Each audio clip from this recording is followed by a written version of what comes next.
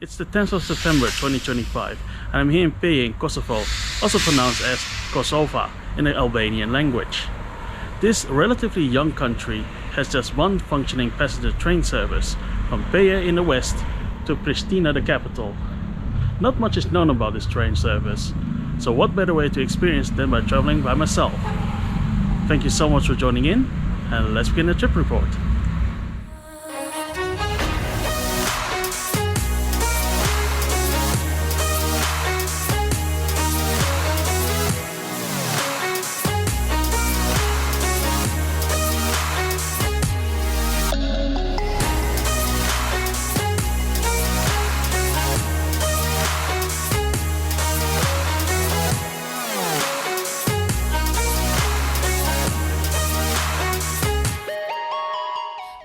Welcome from the city of Pejë in Kosovo. In the Serbian language, this place is known as Pejë. It is one of the many access points to the Albanian Alps, also known as the Cursed Mountains. We are however blessed with beautiful views, sunshine and a light breeze on this September day. The city of Pejë is now a very peaceful place. But this wasn't the case, not even that long ago, with countless monuments scattered throughout the city center, reminding us of a dark past. The Kosovo War wrecked the region when the Federal Republic of Yugoslavia, which controlled Kosovo before the war, and the Kosovo Albanian separatist militia, known as the Kosovo Liberation Army, fought with each other from 1998 till 1999. Eventually, the war led to Kosovo declared itself independent from Serbia on the 17th of February 2008.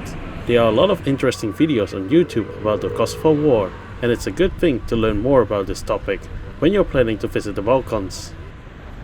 In the Balkans, the main mode of transport if you don't have a car is the bus. This also applies to Kosovo. The country's railway company is called Trainkos, and as of 2025, they only run 2 return trips per day from Pejë to Pristina. The train station of Pejë is a 20-minute walk from the city center, not too far away from the main bus station. Once there, our train is already waiting at the platform. Despite running so infrequent, there are quite a few passengers waiting at the station to take this train. The station's building is in use by the station's master, but there is no ticket office. There is a leaflet visible here that states that trains do indeed run in this country. They even have a functioning website. As told before, the train runs from Pejë to Pristina twice a day, with one being an intercity and the other as a local train. However, the stops are the same and the travel time almost too. What's the point calling one an intercity then? Up until some years ago, the company used to run a train between Pristina and Skopje in North Macedonia, meaning only the one to Pejë remain. If you want to ride this train, you can purchase a ticket when the conductor comes by after departure. Payment is in cash only. The ride to Pristina costs just €3. Yes, they use the euro here in Kosovo. The train itself consists of a diesel locomotive from Croatia and 2 former Deutsche Bahn N coaches, also known in German as the Silberlinge or N-wagens. These were the backbone of regional trains in Germany, and I have fond memories of riding them back in the early 2010s. Most were put up for sale for the second-hand market when Deutsche Bahn retired them. Some stayed in Germany with private rail companies. These coaches can therefore even be found today in 2025 in Germany on regional services. The outside has a different shade of red compared to DB Regio, but the inside is largely still the same. This interior just screams Deutsche Bahn. And this car in particular is still in a good shape. The coach in the back has a green interior and is in a much worse shape, with most of its windows being broken. In some Balkan countries, kids and the youth somehow love to throw rocks at passing by trains. Or that's the explanation I often can read online. It's 12:10 and we're departing on time for our 2-hour journey to the capital of Kosovo, with the station's master waving us goodbye. Doors aren't centrally locked, so after departure the conductor will close every door manually. Enjoy the ride with the mountains in the backdrop. As we leave Pejë, I'll commentate if something of interest is showing up.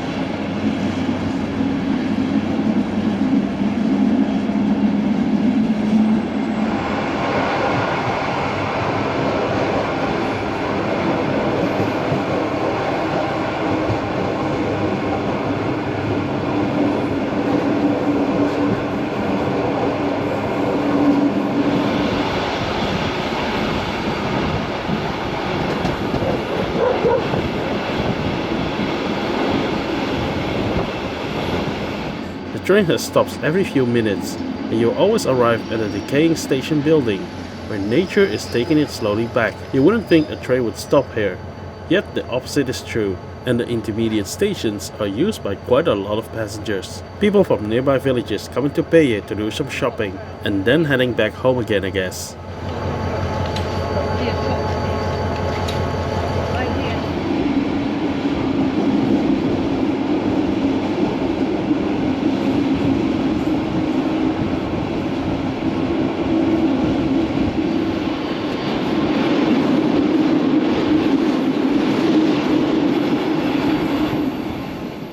Now let's have a closer look at our seat.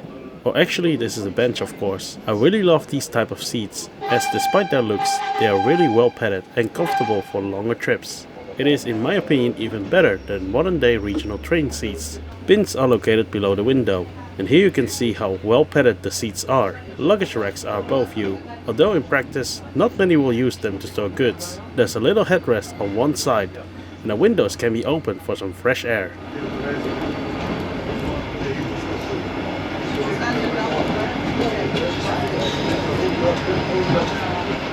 Throughout the interior, you can spot a lot of relics from the past, when the coach wasn't used for Deutsche Bahn. Centrally locked doors existed on these trains in Germany, but here you could just open them. The conductor, however, would not allow it though, as safety on board is enforced at Trainkos. This coach comes from North Rhine-Westphalia, as the old map and fine warnings give it away. This means I might have traveled on board of this specific car in the past. Now over to the toilet, and this is not for the weak. So a little warning here, somehow the toilet is filled with dust everywhere, and cleaning the toilet is also definitely not on the to-do list. But hey, it's there if nature is calling. The most shocking part of this toilet, the wash basin actually functions and is supplied with water. Don't drink it though, or you might need a new kidney.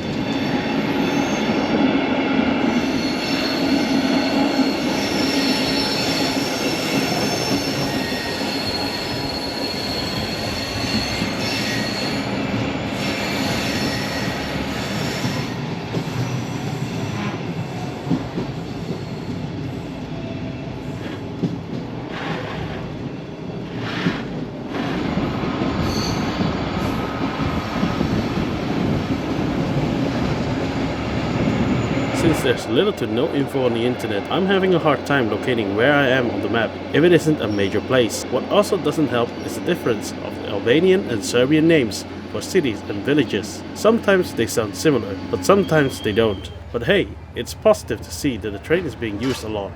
I don't think many travel the full route. There are just so many people hopping on for a short ride.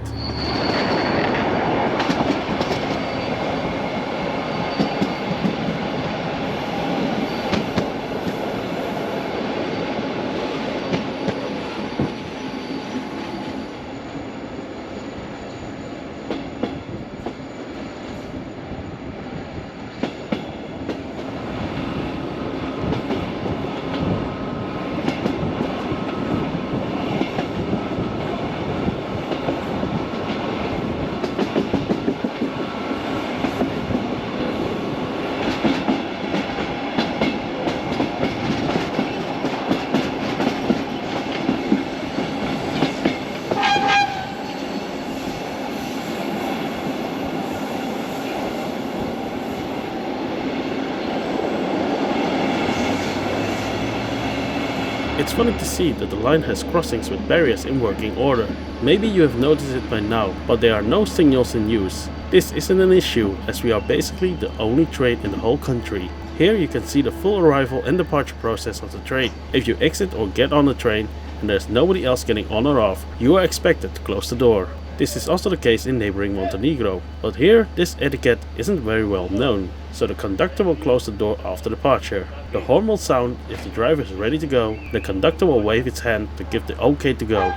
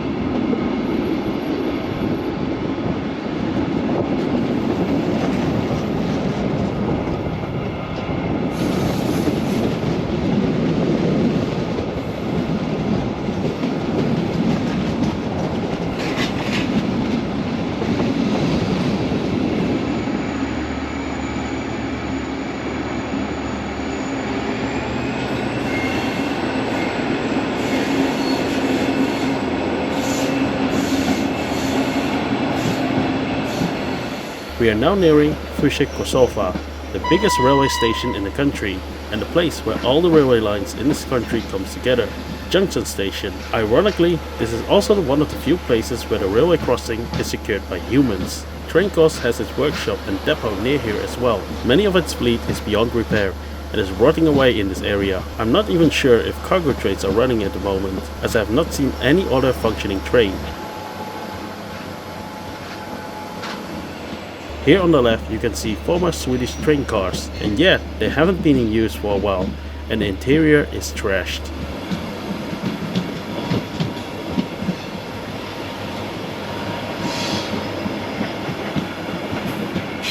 Fushë Kosovë has seen better days for sure. In the past, trains from North Macedonia to Serbia would pass by here, mostly freight, and it must have been well used back in the golden days. The traffic control post looks so impressive here, but I guess it must sit empty nowadays. From here we got onto a branch line to reach Pristina, but we will arrive with a delay of 20 minutes.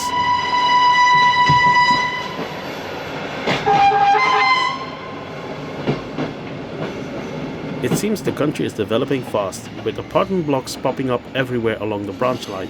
While we make our way to our final stop, let's do a little recap of this journey. Taking a train in Kosovo is an absolute joy, a must do if you like traveling by train, and also a welcome change if you have done a lot of bus trips in the Balkans. With tickets for just €3 for the entire line, it's even cheaper than taking a bus on the same route. The scenery isn't very spectacular or memorable, but it was a fun and interesting journey to make. It's very fascinating to see how they run a train here with all the limitations they face. A lot of decay is visible and somehow the train functions. What's even more fascinating to see is that the train is used by a lot of people. I'm sure they can run more often and that there is a future for it.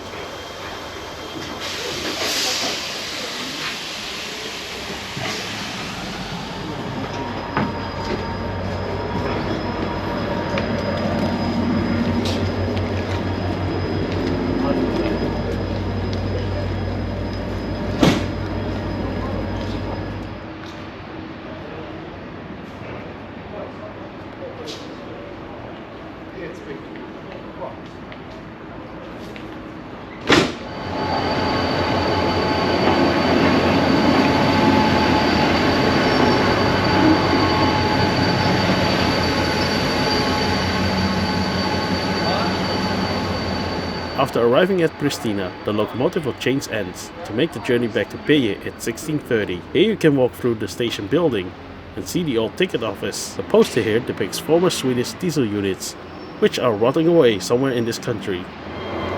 And that was the only passenger train in Kosovo, from Pejë to Pristina. Thank you so much for joining and coming along. Take care, and we will see each other in the next video. Of course, I had to explore Pristina as well. And I must say, it's a very relaxing and chill city. There aren't a lot of tourist sites to see, but it feels very special to be here because you are one of the very few tourists in Kosovo. I'm wondering what the future will hold for Kosovo. It seems to be very promising and I can't wait to witness its growth.